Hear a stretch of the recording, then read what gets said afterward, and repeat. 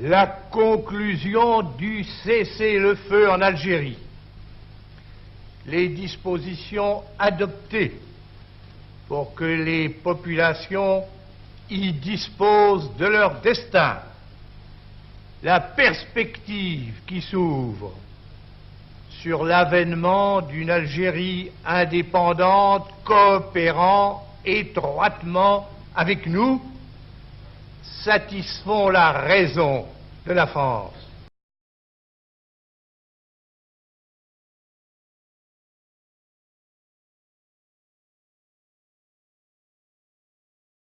J'ai une douleur ici, là, au cheveu. On m'a dit que c'était la pendure, tu sais, la nuit, je suis obligé de dormir le pied dehors de la couverture. Se souvenir, se recueillir, rendre hommage, faire mémoire, tel est le sens de la journée du 19 mars.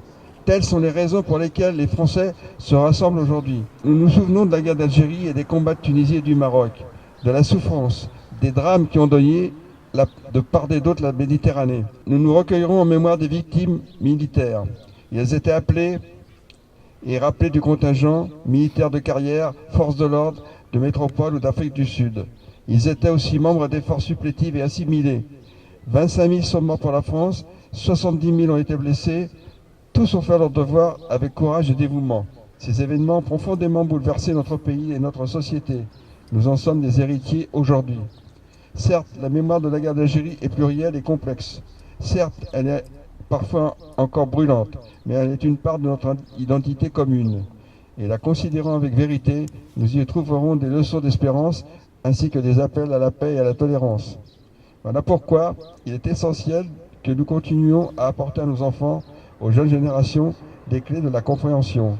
Voilà pourquoi il faut continuer inlassablement à témoigner et à expliquer et à faire savoir. Voilà pourquoi nous réunissons aujourd'hui.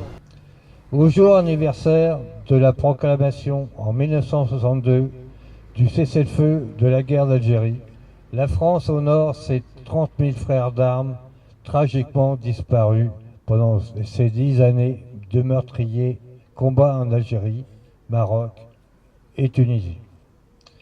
Devenus invisibles mais toujours présents dans nos cœurs, avec bravoure et dévouement, ils ont porté nos 3 couleurs. L'État se doit de leur exprimer sa gratitude et sa considération. C'est toujours en temps de paix que les enfants apprennent à jouer à la guerre. Leur enseigner notre parcours de vie, c'est enrichir l'histoire pour une juste préhension de ce conflit. C'est éveiller leur conscience, les aider à se forger un avenir radieux. Un espace de vie, de confiance et d'espérance, les citoyens formant une ronde pour s'ouvrir au monde et transmettre leur message de paix, d'amour, de joie et d'amitié. Avec enthousiasme, fédérons toutes les énergies pour préserver la paix, ce bien si précieux. C'est donner un sens à la vie. Vive la République, vive la France. Nous sommes réunis aujourd'hui pour commémorer l'arrêt officiel des combats de la guerre d'Algérie, symbolisé par la date du 19 mars 1962. C'est à cette date, à midi, que cessent officiellement les combats sur le terrain entre les troupes françaises et les combattants de l'armée de libération nationale, après 8 ans d'une guerre qui n'a jamais voulu dire son nom. En ce 19 mars 2019, nous célébrons la fin d'une guerre, d'un cessez-le-feu. Pour autant, nous ne baissons pas les armes de la conscience, car si les droits de l'homme sont des axiomes, ils doivent être constamment réinterrogés et interpellés. Ils sont toujours soumis au risque d'être bafoués, et pas seulement sous le joug des tyrannies, mais parfois de façon plus pernicieuse, au cœur même de ce qui est censé les protéger, la démocratie. Aujourd'hui, poser des mots sur une souffrance pour éviter le spectre de l'oubli reste une nécessité, par respect du passé et par devoir envers le futur. L'oubli serait sans doute la pire des injures faites à l'histoire et aux victimes d'un conflit auquel nous rendons hommage aujourd'hui. Il nous faut donc assumer le passé pour mieux nous projeter dans un avenir de paix.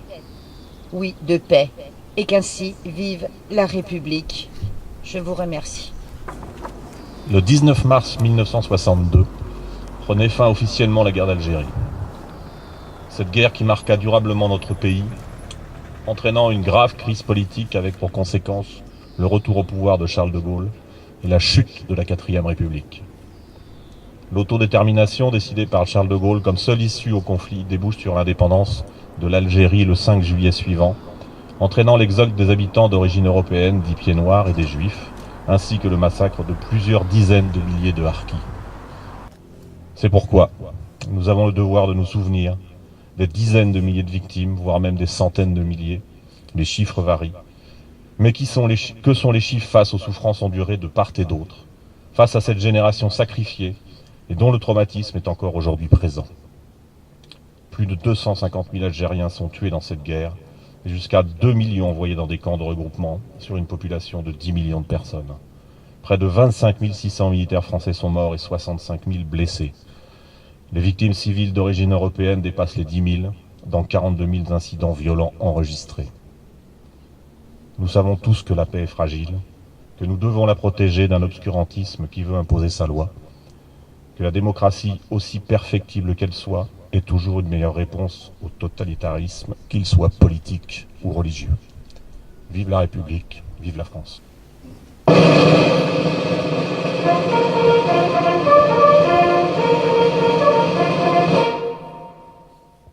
Nous allons ouvrir le banc.